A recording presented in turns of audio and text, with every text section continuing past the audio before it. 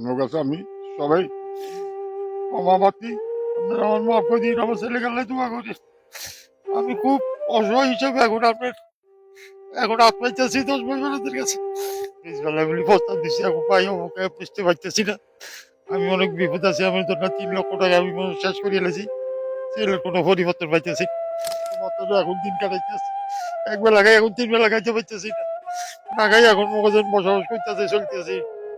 বা বড় কিছু হবে না, কিন্তু আমরা দোয়া করি রাহান যেন স্বাভাবিক জীবনে ফিরে আসে।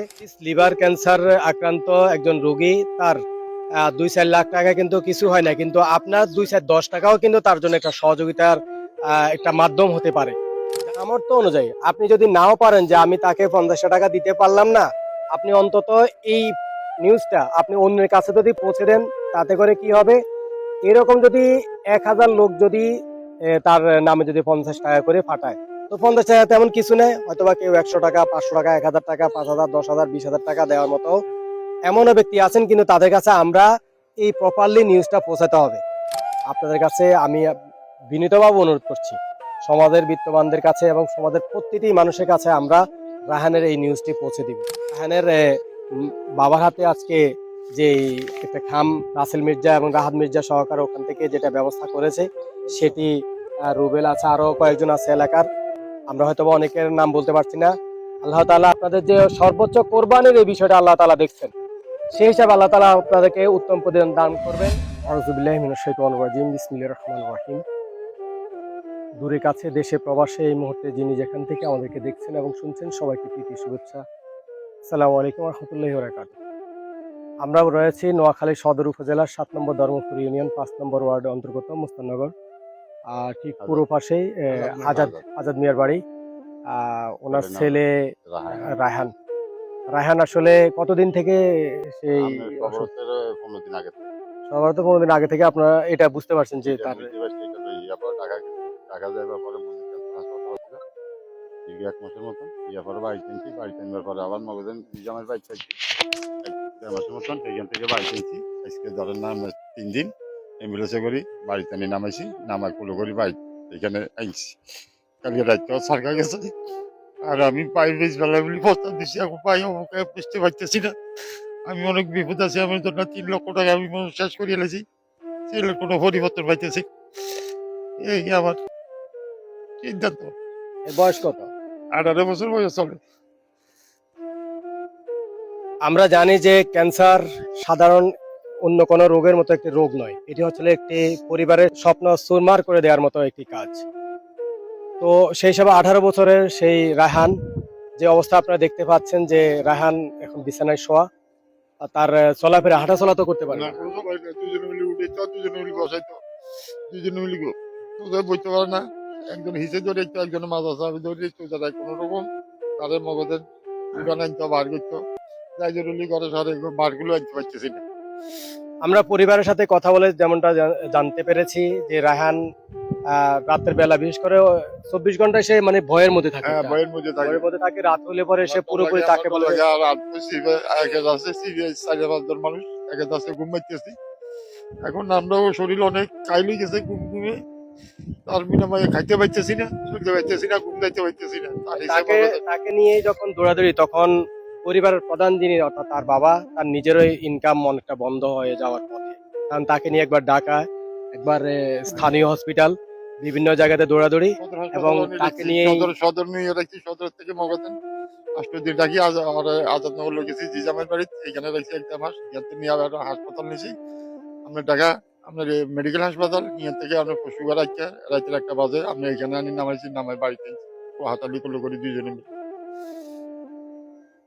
ইতিমধ্যে শুধু রোমান থেকে এলাকার রাসেল মির্জা, আপনারা ইতিমধ্যে দেখেছেন যে রাসেল মির্জা এলাকার বিভিন্ন মানুষের যখন অসুবিধায় পড়ে কেউ, তার জন্য সে উদ্গ্রীব হয়ে থাকে তাকে কিভাবে সহযোগিতা করা যায়, এবং ইতিমধ্যে তার নেতৃত্বে কিছু সমমনা ভাইয়েরা রাহাত মির্জা এবং রাসেল মির্জা দুই ভাই, তারা সেখান থেকে অল্প কিছু যে অনুদান তারা সহযোগিতা করেছে। কারণ লিভার ক্যান্সার আক্রান্ত একজন রোগী, তার 2-4 লাখ টাকা কিন্তু কিছু হয় না, কিন্তু আপনার 2-10 টাকাও কিন্তু তার জন্য একটা সহযোগিতার একটা মাধ্যম হতে পারে।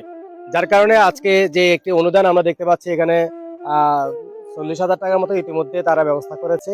কিন্তু এই টাকাটা আমরা কয়েক গুণ করে যেন আপনারা তাকে ফিরিয়ে দিতে পারেন। সেটা হলো কিরকম, যে আজকে এই টাকাটা দিয়েছে, আমরা তার চিকিৎসা যে ব্যয়ভার এবং এটা পরিবার যখন এখন অচল অবস্থায় আছে, আমাদের পাশে তাদের যে একটা ফাঁকঘর আপনারা দেখতে পাচ্ছেন, এই ফাঁকঘরের মধ্যে একটা তেরপল ব্যবহার করবে, একটু ঘুরে দেন, একটা তেরপল ব্যবহার করবে। সেই সময়টা পর্যন্ত এখন ইতিমধ্যে ওনাদের এখন নাই বললেই চলে, কারণ একটা তেরপলে কত টাকাই বা লাগবে। কিন্তু উনি যে জীবিকা নির্বাহের জন্য যে অটো চালিয়ে জীবিকা নির্বাহ করেন, কিন্তু গত 3-4 মাসের মতো ওনাদের নিজেদের পরিবার সবাই এক কথায় ব্যস্ত হয়ে আছে। সমাজের বিত্তবান যারা আছেন, কোনো মতে এখন দিন কাটাইতেছে, এক বেলা খাই এখন 3 বেলা খাইতে পারতেছি না, না খাই এখন মগজের বসবাস করতেছে, চলতেছি। মরিজানটাই ভালো, দিয়ে কষ্ট পাইতেছি এখন। সমাজের বিত্তবান যারা রয়েছেন তারা রায়হানের সহযোগিতায় এগিয়ে আসবেন। আমরা আপনাদেরকে একটি তার পরিবারের বিকাশ নাম্বার দিয়ে দেব। সামর্থ্য অনুযায়ী আপনি যদি নাও পারেন যে আমি তাকে 50 টাকা দিতে পারলাম না, আপনি অন্তত এই নিউজটা আপনি অন্যের কাছে যদি পৌঁছে দেন, তাতে করে কি হবে, এরকম যদি 1000 লোক যদি তার নামে যদি 50 টাকা করে ফাটায়, তো 50 টাকা তেমন কিছু নেই, হয়তোবা কেউ 100 টাকা, 500 টাকা, 1000 টাকা, 5000, 10,000, 20,000 টাকা দেওয়ার মতো এমনও ব্যক্তি আছেন, কিন্তু তাদের কাছে আমরা এই প্রপারলি নিউজটা পৌঁছাতে হবে। রায়হানকে আপনারা যে অবস্থায় দেখতে পাচ্ছেন, এই অবস্থায় এই সময়ে রায়হান বিদ্যালয়ে যার কথা ছিল, তার পড়াশোনার বয়স চলছে, কিন্তু সেই রায়হানকে নিয়ে পুরো পরিবার আজকে নাওয়া খাওয়া ছেড়ে দিয়ে, কাজকর্ম ছেড়ে নিয়ে তাকে নিয়ে কিন্তু ব্যস্ত হতে হয়েছে। আমরা রায়হানের জন্য সহযোগিতা চাচ্ছি। আপনাদের কাছে আমি বিনীতভাবে অনুরোধ করছি, সমাজের বিত্তবানদের কাছে এবং সমাজের প্রতিটি মানুষের কাছে আমরা রায়হানের এই নিউজটি পৌঁছে দিব।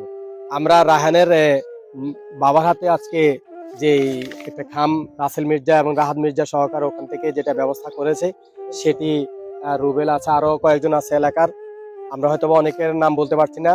আল্লাহ তাআলা আপনাদের যে সর্বোচ্চ কোরবানির এই বিষয়টা আল্লাহ তাআলা দেখছেন, সেই হিসাবে আল্লাহ তাআলা আপনাদেরকে উত্তম প্রতিদান দান করবেন।